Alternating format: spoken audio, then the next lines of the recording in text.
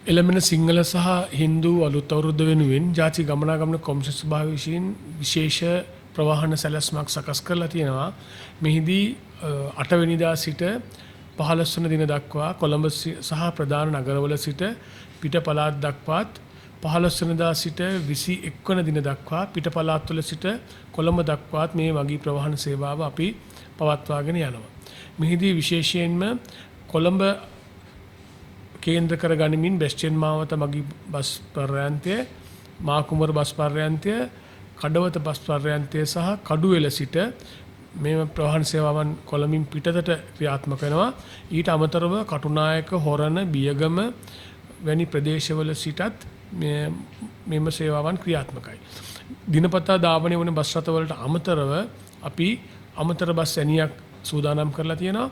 විශේෂයෙන් මාර්ග සහභාගී ප්‍රවාහන අධිකාරීන් වල සහයෝගයත් එක්ක මේ බස් රථ අපි යොදාගෙන මේ බස් ඇණිය සකස් කරලා තියෙනවා. අපි වෙනදා සුපුරුදු පරිදි ධාවනය කරන කාලසටහනට අමතරව අපි මේ අමතර බස් රථ යොදවනවා. විශේෂයෙන්ම උදෑසන 5 සිට රාත්‍රී 11 දක්වා අපි මේ බස් රථ ඉතා අඩු වේලාවක් තුල ධාවනය කරනවා. 11න් පසුව උදෑසන 5 දක්වා මගී අවශ්‍යතාවයේ පරිදි බස් රථ යොදවනවා. විශේෂයෙන්ම බලාපොරොත්තු වෙනවා අධිවේගී මාර්ගයේ ගාල්ල, මාතර, හම්බන්තොට, තංගල්ලට අමතරව හැටන්, බදුල්ල සහ නුවරඑළියටත් අම්පාර, කිලිනෝ අම්පාර සහ නැගෙනහිර පළාතටත් යාපනයේ සහ කිලිනොච්ච ප්‍රදේශයටත් මේ බස් රථ සේවාවන් ක්‍රියාත්මක කරන්න. විශේෂයෙන් මෙම වසරේදී අපි විශේෂ වැඩපිළිවෙළක් සකස් කරලා තියෙනවා. කොළඹ සිට මහනුවර දක්වා ධාවනය වන සේවාවට විශේෂයෙන් දුම්රිය ධාවනය ඇනහිටලා තිබෙන නිසා අපි අමතර බස් රථ 21ක ඇණියක් සූදානම් කරලා තියෙනවා මගී අවශ්‍යතාවයේ පරිදි යොදවන්න අධිවේගී මාර්ගය හරහා මහනුවර දක්වා. ඊට අමතරව අපි අලුත් බස් පර්යාන්තයක් විවෘත කෙරුවා බෙස්ටන් මාවතේදී. එමගින් අපි බලාපොරොත්තු වෙනවා විශේෂයෙන්ම දකුණු ප්‍රදේශයේ ධාවනය වන අධිවේගී මාර්ගයේ මගීන්ට සුව පහසුව එම පර්යාන්තය භාවිතා කරලා තමන්ගේ සේවාව ලබා ගන්න.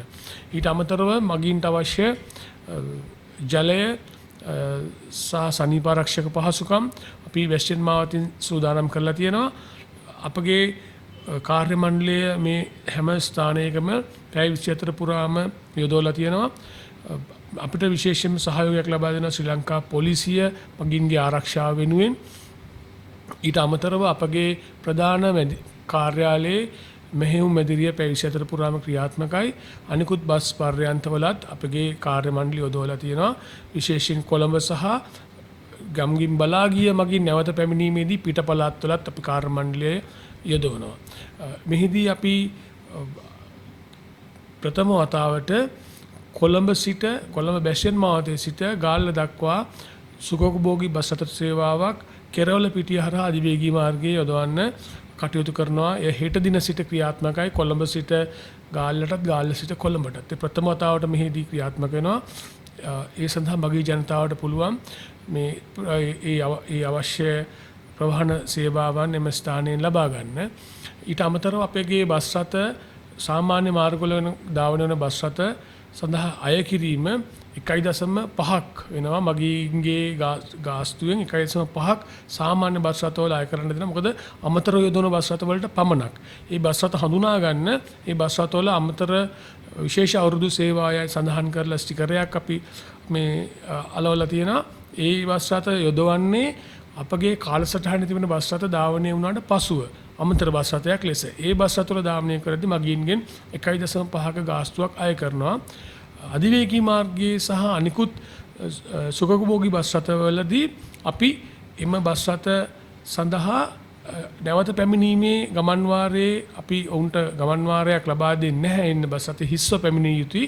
ඒ නිසා ආසන ධාරිතාවෙන් 25ක ගාස්තුවක් සහ අධිවේගී ගාස්තු අපි ජාතික ගමනාගමන කොමිසම සභාව විසින් ප්‍රතිපූර්ණය කරනවා.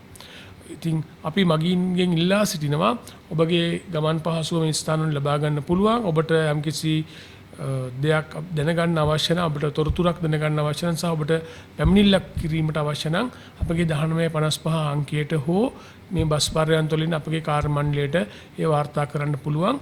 අපගේ ජංගම පරීක්ෂක ඒකකය ශ්‍රී ලංකා පොලිසියත් සමග මාර්ග සමගී ප්‍රමුඛ අධිකාරීන් වල ජංගම පරීක්ෂක ඒකකත් එක්ක ඒකාබද්ධව විශේෂ වැඩපිළිවෙලක් ක්‍රියාත්මක වෙනවා. මේ බස් රථ පරීක්ෂාවට ලක් කරනවා. මගින්ගෙන් විශේෂයෙන්ම අපි බලන්නේ මගින්ගෙන් අධික ගාස්තුවක් රැගෙන ගන්නවද, මගින්ට ටිකට් පත් නිකුත් කරනවද යන්න කරුණු. ඒ අනුව අපි ඒ වැටලීම් සිදු කරනවා. යම්කිසි වරදක් සිදු වුණොත් අපි ඔවුන්ට එරෙහිව ක්‍රියාමාර්ග ගන්නවා.